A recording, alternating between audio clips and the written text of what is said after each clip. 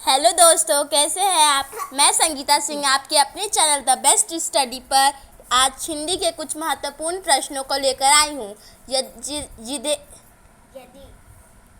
यदि आप इसे पढ़ लेते हैं तो ये आपको और आपकी परीक्षाओं के लिए रामबाण औषधि की तरह काम करेगी। अगर दोस्तों आपको हमारा वीडियो ज़रा वैसा भी पसंद आए तो इसको लाइक और सब्सक्राइब अवश्य कर दीजिएगा। तो चलिए चलते हैं प्रश्न संख्या 1 की तरफ। प्रश्न संख्या 1, 2 बार जन्म लेने वाले के लिए एक शब्द कौन सा है। द्विज, द्रव्य, द्रव्य, दोबा। तो दोस्तों इसका सही जवाब होगा द्विज। 2 बार जन्म लेने वाले को द्विज कहते हैं। याद रखिएगा दोस्तों, द्विज। निम्नलिखित प्रश्न संख्या 2, निम्नलिखित में स्त्रीलिंग शब्द कौन सा है। पुजारी, गायक, नायक, पीतल। तो दोस्तों जैसा कि आपने पढ़ा होगा कि धातुओं के नाम स्त्रीलिंग में आते हैं, तो पीतल इसका सही जवाब होगा।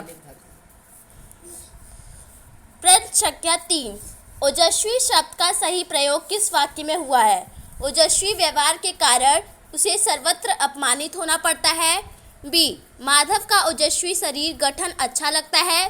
सी, सेनापति के ओजस्वी व्याख्यान से सेनानियों में चेतना का संचार कर दिया। डी, मालिक की ओजस्वी फटकार सुनकर नौकर घबरा गया। तो दोस्तों इसका सही आंसर होगा सी, सेनापति की ओजस्वी व्याख्यान से सेनानियों में चेतना का संचार कर दिया। तो दोस्तों अगर आपको हमारा वीडियो ज़रा सा भी अच्छा लगे तो इसे लाइक और सब्सक्राइब करना मत भूलिएगा और बेल आइकन को भी प्रेस कर दीजिएगा। तो प्रश्न संख्या 4 है, चतुर्मास में कौन सा समास है। चतुर्मास में कौन सा समास है। ऑप्शन नंबर ए द्विगु, ऑप्शन नंबर बी द्वंद्व, ऑप्शन नंबर सी तत्पुरुष, डी बहुब्रीहि। तो दोस्तों चतुर्मास में द्विगु समास है। कौन सा द्विगु समास है। चलिए प्रश्न संख्या 5 है, नानी के आगे ननिहाल की बातें। मुहावरे का सही अर्थ है। ऑप्शन ए, सूर्य को दीपक दिखाने का प्रयत्न करना। ऑप्शन बी, अधिकारी व्यक्ति से ज्ञान प्राप्त करना। ऑप्शन सी, अधिक ज्ञानवान के आगे अपने ज्ञान की शेखी बघारना। ऑप्शन डी, नानी के पास जाकर अपने पिता के घर वालों की शिकायत करना। तो दोस्तों इसका सही जवाब होगा ऑप्शन नंबर सी, अधिक ज्ञानवान के आगे अपने ज्ञान की शेखी बघारना। नेक्स्ट क्वेश्चन, क्वेश्चन नंबर 6, मक्खी पर मक्खी मारना। मुहावरे का सही अर्थ है। ऑप्शन ए, व्यर्थ के काम को लगातार किए जाना। ऑप्शन बी, समय व्यर्थ गंवाना। ऑप्शन सी, ज्यों की त्यों नकल करना। ऑप्शन डी, छोटी सी बात को बढ़ा देना।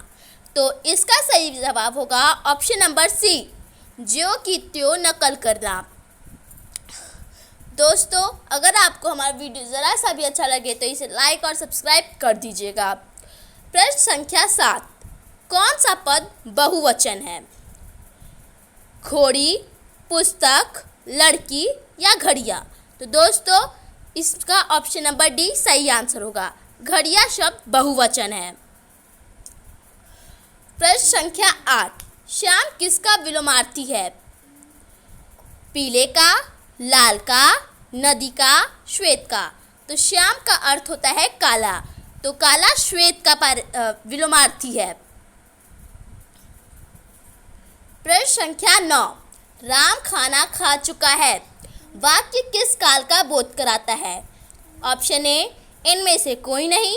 ऑप्शन बी, इनमें से भूतकाल का। ऑप्शन सी, वर्तमान काल का। ऑप्शन डी, भविष्य काल का। तो इसका सही जवाब होगा ऑप्शन नंबर बी, भूतकाल का। प्रश्न संख्या 10, सदा धन एव का संधि रूप होगा।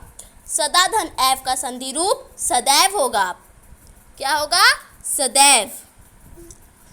यदि पुरुष का अर्थ आदमी है तो परश का क्या अर्थ होता है। ऑप्शन ए, मधुर। ऑप्शन बी, कमल। ऑप्शन सी, सिसकना। ऑप्शन डी, कठोर। तो दोस्तों परश का अर्थ होगा ऑप्शन नंबर डी, कठोर। प्रश्न संख्या 12, जिसकी पत्नी मर गई है उसके लिए एक शब्द है। यहाँ पे थोड़ा सा मिसप्रिंट हो गया है। ऑप्शन नंबर ए व्यसक, ऑप्शन बी विडुर, ऑप्शन सी विधवा, ऑप्शन डी कुंवारा। तो इसका जिसकी पत्नी मर जाती है उसको हम लोग विडुर कहते हैं।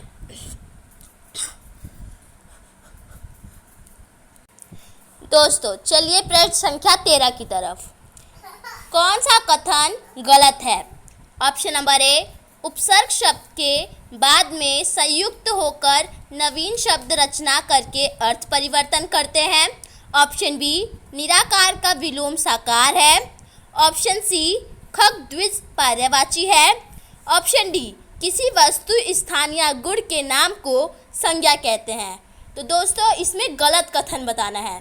तो ऑप्शन नंबर ए उपसर्ग शब्द के बाद में संयुक्त होकर नवीन शब्द रचना करके अर्थ परिवर्तन करते हैं, ये गलत है। प्रश्न संख्या 15, वह गाना गा रहा है वाक्य में कौन सा शब्द सर्वनाम है? सर्वनाम है वह गाना गा रहा है। तो दोस्तों सर्वनाम वह होगा।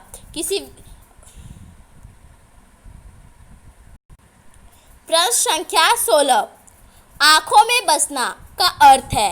ऑप्शन ए तीखी नज़र, ऑप्शन बी दूर रहना, ऑप्शन सी प्रिय होना, ऑप्शन डी पास रहना। तो आँखों में बसने का अर्थ है ऑप्शन नंबर सी प्रिय होना। प्रश्न संख्या 17, अपनी अपनी डफली अपना अपना राग का प्रयोग किस वाक्य में सही हुआ है? देश के नेता जब अपनी अपनी डफली अपना अपना राग अलापेंगे तभी राष्ट्र का कल्याण संभव है। ऑप्शन बी अपनी अपनी डफली अपना अपना राग ही सफलता का मूल मंत्र है। ऑप्शन सी वे अपनी अपनी डफली अपना अपना राग अलापने के कारण एक मत रहते हैं। उस घर का कल्याण राम भरोसे है क्योंकि वहाँ तो अपनी अपनी डफली अपना अपना राग है। तो दोस्तों इसका आंसर होगा option number D. Option number D, उस घर का कल्याण राम भरोसे है क्योंकि वहाँ तो अपनी अपनी डफली अपना अपना राग है। चलिए चलते हैं अगले प्रश्न की तरफ। अगला प्रश्न है प्रश्न संख्या 18, जीतू की दीन दशा देखकर मुझे डैश आ गई। इस वाक्य के रिक्त स्थान की पूर्ति कौन सा शब्द करेगा? ऑप्शन ए दया, ऑप्शन बी कृपा, ऑप्शन सी अनुकंपा, ऑप्शन डी हीनता। तो दोस्तों इसका आंसर होगा दया। जीतू की दीन दशा देखकर मुझे दया आ गई। प्रश्न संख्या 19, भोजन डैश भूख से मिटती है। वाक्य में रिक्त स्थान की पूर्ति कौन सा कारक चिन्ह करेगा? ऑप्शन नंबर ए को, ऑप्शन नंबर बी की, ऑप्शन नंबर सी से, ऑप्शन नंबर डी पर। तो दोस्तों इसका आंसर होगा ऑप्शन नंबर सी से। भोजन से भूख मिटती है, ये सही वाक्य है। प्रश्न संख्या 20, आज का अंतिम प्रश्न, स्वागत में किस उपसर्ग का प्रयोग हुआ है? ऑप्शन नंबर ए सह, ऑप्शन नंबर बी सम, ऑप्शन नंबर सी स्व, ऑप्शन नंबर डी सु। तो दोस्तों इसका सही जवाब होगा ऑप्शन नंबर डी सु। स्वागत में सु उपसर्ग का प्रयोग हुआ है। दोस्तों अगर आपको हमारा वीडियो ज़रा सा भी पसंद आए तो इसे लाइक और सब्सक्राइब ज़रूर कर दीजिएगा। धन्यवाद।